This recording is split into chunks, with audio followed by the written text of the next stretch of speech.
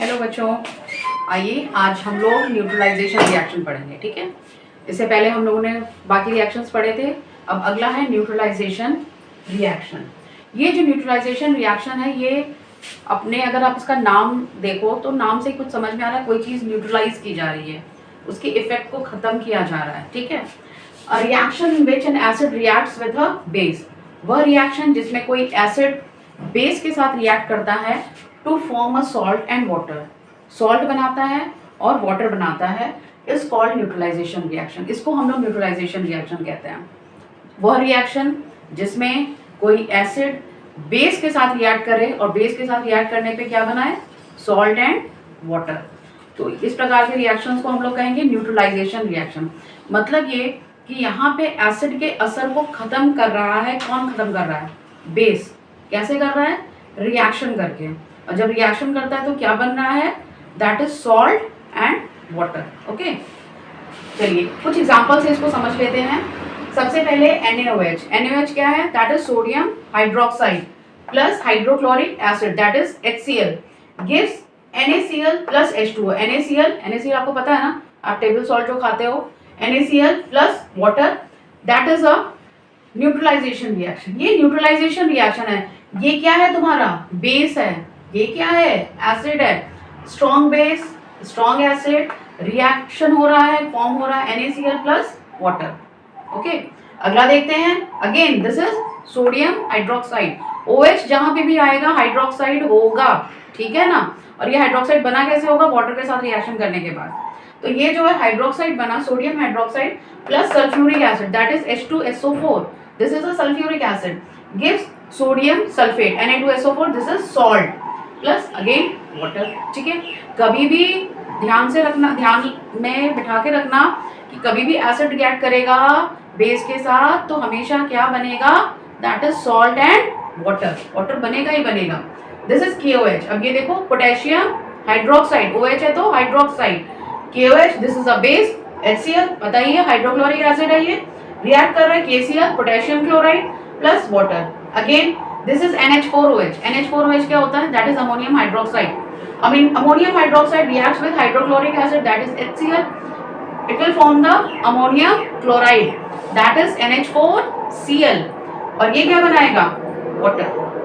NH4Cl, this is the salt. और ये क्या बना? Water भी बना। ठीक है, क्यों? क्योंकि यहाँ पर एसिड और बेस आपस में रिएक्ट कर रहे हैं। Ammonium hydroxide is a base.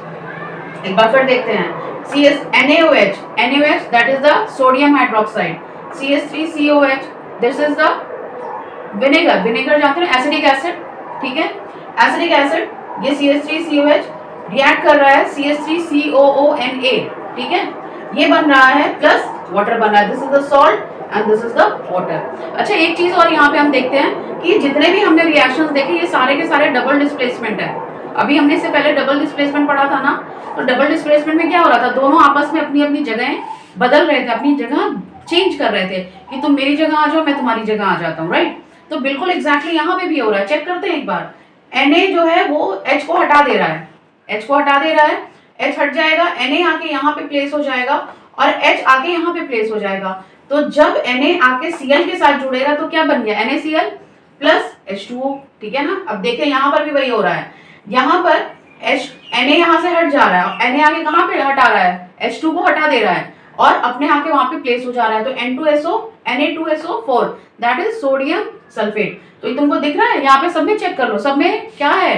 That is the double displacement reaction. ठीक है, अब आप इसको नोट डाउन करिए और उसके बाद हम लोग अगले रिएक्शन पर आते हैं। Okay, note down.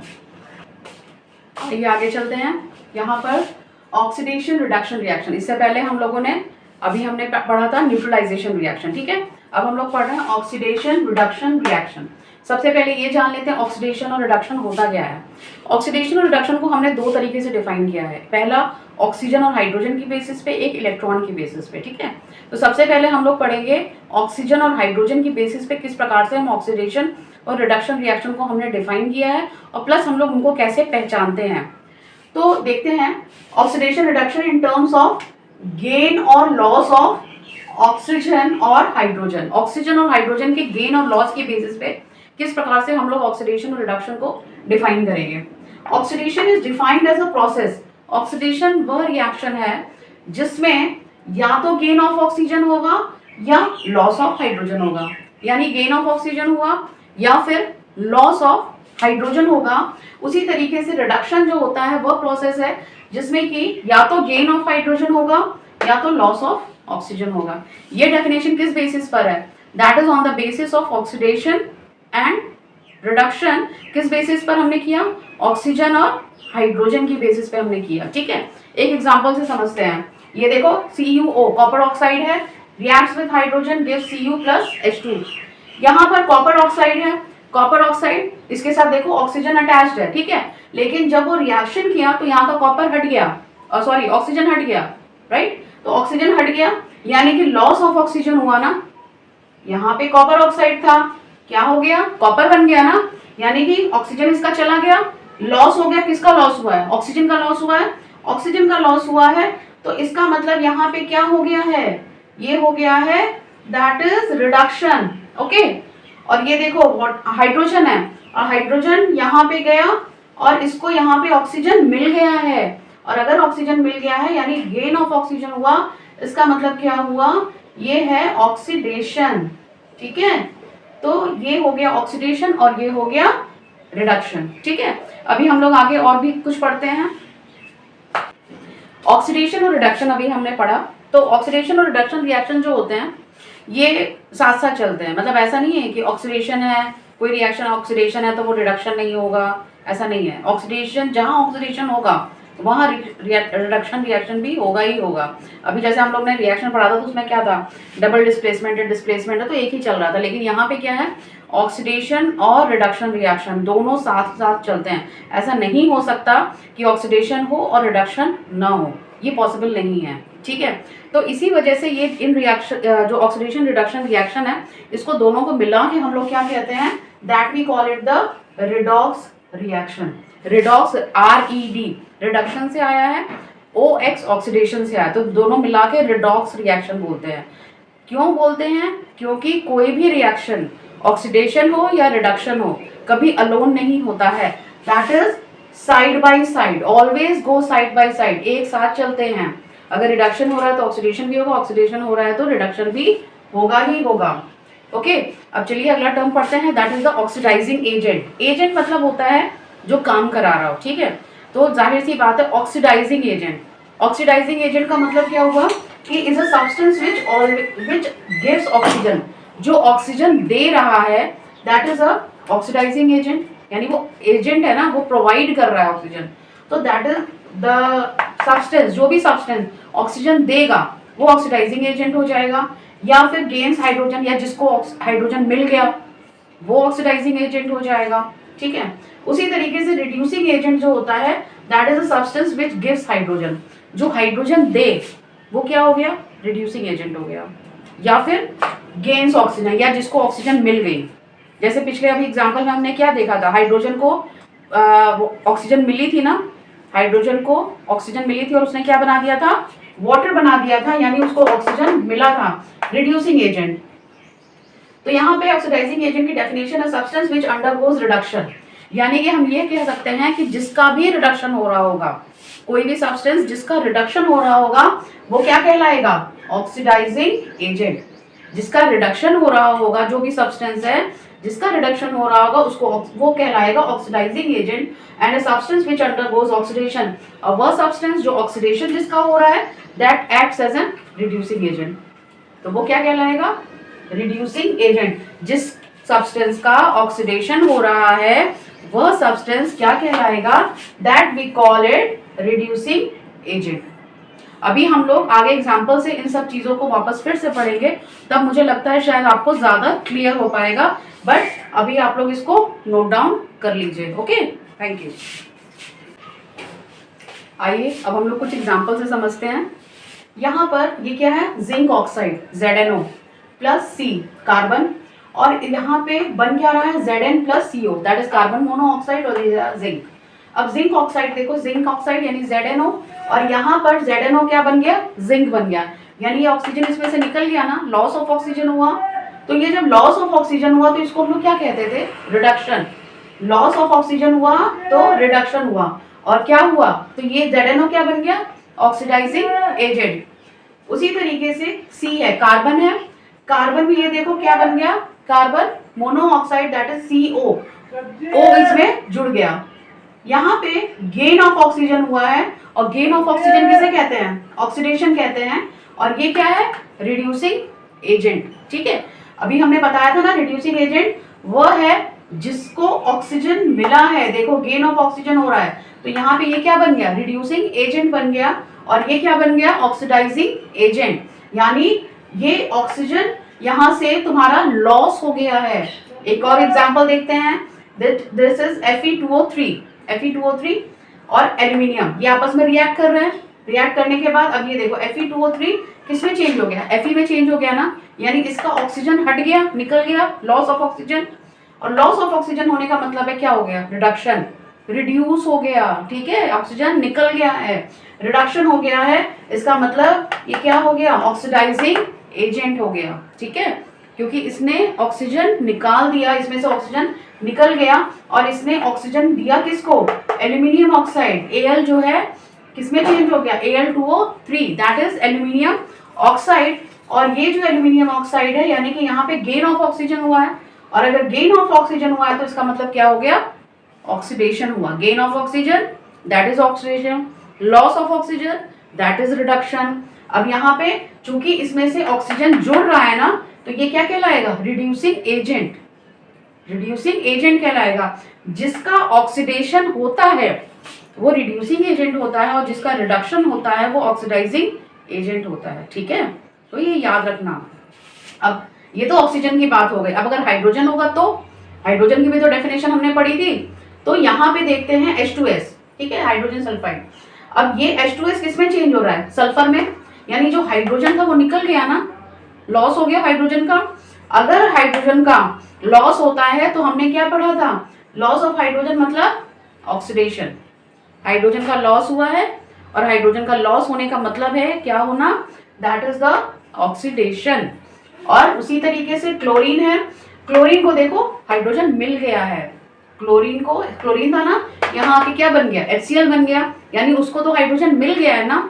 अगर इसको ऑक्सीजन हाइड्रोजन मिल गया तो इसका क्या हो गया, रिडक्शन हो गया, और ये क्या बन गया, ऑक्सीडाइजिंग एजेंट। अभी मैंने बोला जिसका रिडक्शन होगा वो ऑक्सीडाइजिंग एजेंट होगा, और जिसका यहाँ पे ऑक्सीडेशन होगा वो रिड्यूसिंग एजेंट होगा। ठीक है, एक और एग्जांपल देखते हैं, H2S प्लस SO2, H2S और SO2 रिएक्शन किए और क्या बना है, सल्फर और H2O। ओके, अब ये देखो H2S है ना, तो H2S में से क्या हो रहा है, वो किस में कन्वर्ट हो रहा है, सल्फर में ना, और यहाँ से हाइड्रोजन निकल रहा है, और अगर हाइड्रोजन निकल रहा है, लॉस ऑफ हाइड्रोजन हो रहा है, क्या बताया था, ऑक्सीडेशन, ऑक्सीडेशन हो रहा है, लॉस ऑफ हाइड्रोजन, और खुद क्या बन गया, reducing agent. Loss of hydrogen हुआ और खुद क्या बन गया, रिड्यूसिंग एजेंट बन गया। अब यहाँ पे देखो SO2 है, ठीक है, SO2 में से ऑक्सीजन निकल रहा है, that is loss of oxygen, और लॉस ऑफ ऑक्सीजन हो रहा है मतलब रिडक्शन, हमने पढ़ा था, लॉस ऑफ ऑक्सीजन मतलब रिडक्शन, और खुद क्या है, ऑक्सीडाइजिंग एजेंट है, यानी वो ऑक्सीजन प्रोवाइड कर रहा है। देने वाला कौन है, यही तो दे रहा है, इसके पास, जिसके पास होगा वही तो देगा। तो सल्फर के पास ऑक्सीजन है तो वो दे रहा है, ऑक्सीजन दे रहा है, दैट इज ऑक्सीडाइजिंग एजेंट। ठीक है, तो ये किसमें कन्वर्ट हो जा रहा है, सल्फर में, ऑक्सीजन दे रहा है। तो इस प्रकार से ये देख रहे हो, हर रिएक्शन में क्या हुआ है, हर रिएक्शन में ऑक्सीडेशन और रिडक्शन रिएक्शन दोनों साथ साथ चले हैं। ऐसा कभी नहीं होता कि रिडक्शन रिएक्शन हो रहा है, ऑक्सीडेशन नहीं हो रहा है, ऑक्सीडेशन हो रहा है, रिडक्शन नहीं हो रहा है, ऐसा नहीं है। ठीक है, जब वो ऑक्सीजन देगा तो उसको लेने वाला भी तो कोई चाहिए, कोई लेगा भी तो इसीलिए ऑक्सीडेशन और रिडक्शन साथ साथ चलते हैं, और इन दोनों को मिला के हम लोग क्या बोलते हैं, that we call it the redox reaction. Okay, जब भी आप एग्जाम्पल में लिखोगे ना, जब वहाँ पे एग्जाम आपको क्वेश्चन आएंगे कि रिड्यूसिंग एजेंट, ऑक्सीडाइजिंग एजेंट क्या है, या किस तरीके किसका ऑक्सीडेशन और किसका रिडक्शन हो रहा है, तो हमेशा ऐसे एरो करके रिप्रेजेंट करोगे। ठीक है, ऐसे ही बताओगे कि ऑक्सीडाइजिंग एजेंट ये है, रिड्यूसिंग एजेंट ये है, हमेशा एरो से ऐसे करके शो किया जाता है कि इसका रिडक्शन हो रहा है, इसका ऑक्सीडेशन हो रहा है। ओके, चलिए आप लोग इसको नोट डाउन कर लीजिए, फिर आगे देखते हैं। ऑक्सीडेशन और रिडक्शन, अभी हमने देखा था कि ऑक्सीडेशन और रिडक्शन हमने किस बेसिस पे पढ़ा, ऑक्सीजन और हाइड्रोजन की बेसिस पे। अब हम लोग किस बेसिस पे पढ़ेंगे, इलेक्ट्रॉन के बेसिस पे, ठीक है। इलेक्ट्रॉनिक कॉन्सेप्ट जिसे कहते हैं कि चलो ठीक है, हाइड्रोजन और ऑक्सीजन था तब तो हमें समझ में आ गया कि हमने ऑक्सीडेशन को डिफाइन कर दिया, रिडक्शन को डिफाइन कर दिया, लेकिन और भी तो रिएक्शंस हैं जिसमें जिसमें ऑक्सीजन ना हो, हाइड्रोजन ना हो, तो इसका मतलब क्या उसमें ऑक्सीडेशन रिडक्शन नहीं हो रहा है? नहीं, उसमें भी हो रहा है, लेकिन उसमें उसको हमने कैसे डिफाइन किया, on the basis of electron की बेसिस पे डिफाइन किया, ठीक है।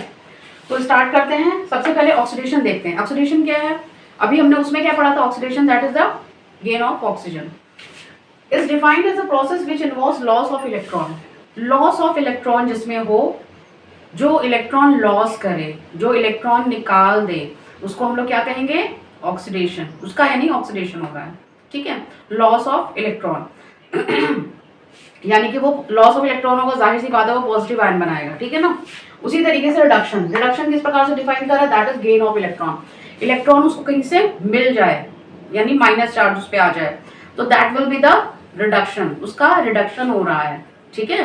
तो ऑक्सीडेशन किसको कह रहे हैं, ऑक्सीडेशन जो है यानी कि that is the loss of electron, और रिडक्शन क्या है, गेन ऑफ इलेक्ट्रॉन। तो ये हमने इलेक्ट्रॉन की बेसिस पे हम डिफाइन कर रहे हैं कि ऑक्सीडेशन और रिडक्शन रिएक्शन क्या होता है। अब हमने लास्ट टाइम ऑक्सीडाइजिंग एजेंट और रिड्यूसिंग एजेंट भी पढ़ा था, तो इसको भी देख लेते हैं।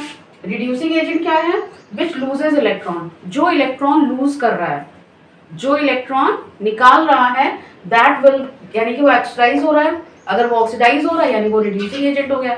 ये बात तो हमने पिछली बार भी बोली थी, जो भी ऑक्सीडाइज होगा उसको रिड्यूसिंग एजेंट बोलेंगे, जो रिड्यूस हो रहा है उसको ऑक्सीडाइजिंग एजेंट बोलेंगे।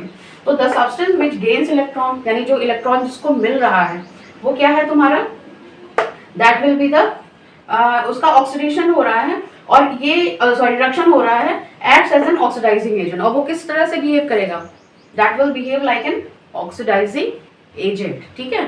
तो ये हमेशा ध्यान रखना कि जिसका ऑक्सीडेशन होगा वो रिड्यूसिंग एजेंट होगा, और जिसका रिडक्शन होगा वो ऑक्सीडाइजिंग एजेंट होगा, ठीक है। चलिए आप इसको नोट डाउन करिए, फिर उसके बाद हम लोग एग्जांपल से इसको और ज्यादा समझते हैं, जिससे कि ज्यादा ये कॉन्सेप्ट क्लियर हो पाएगा तभी जब हम लोग एग्जांपल्स करेंगे, ठीक है। नोट डाउन है,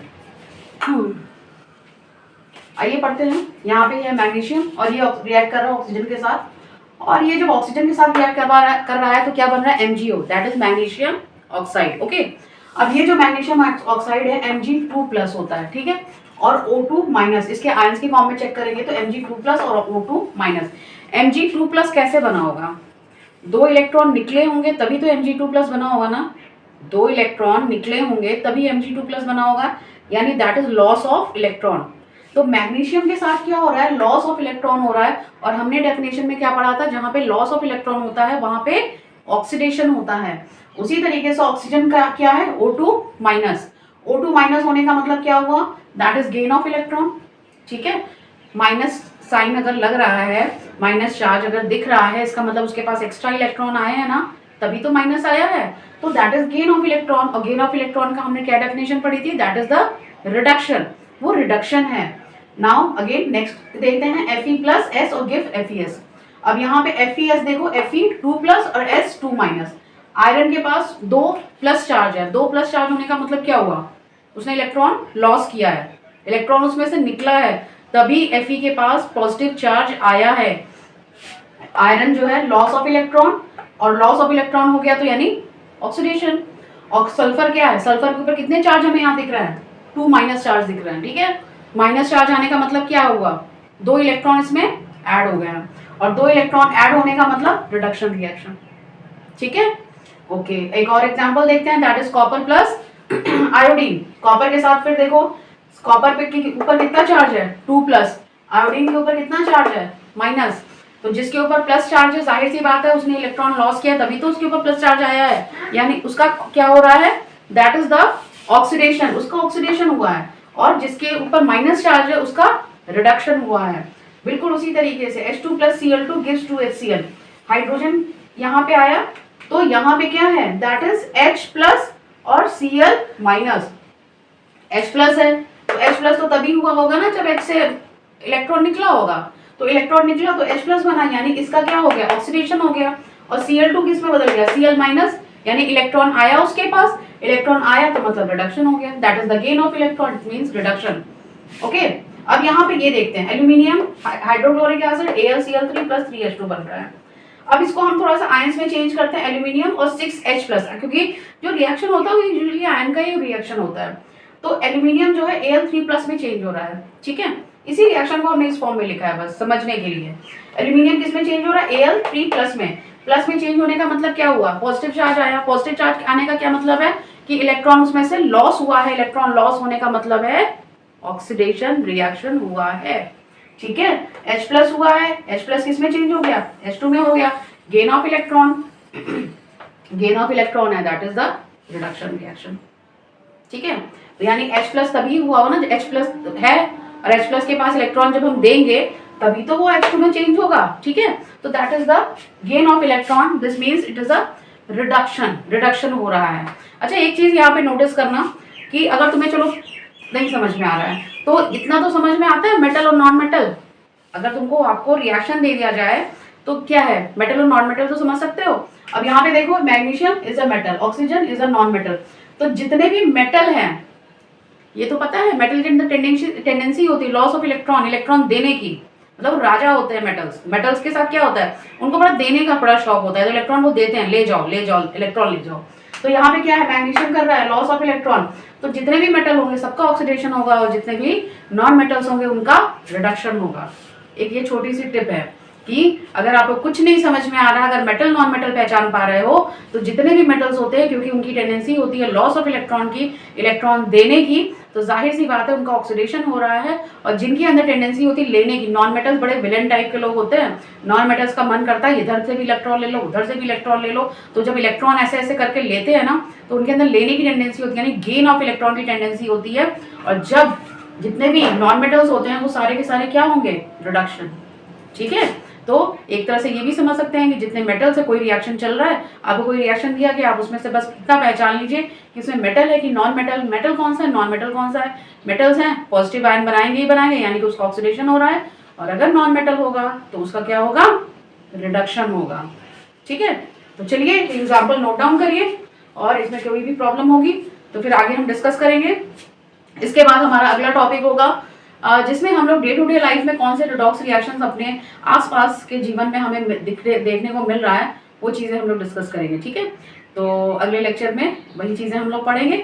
चलिए अभी फिलहाल आप लोग नोट डाउन करिए और इनमें से किसी में भी किसी को कोई दिक्कत हो तो प्लीज़ मुझे मैसेज करिएगा। Okay, thank you.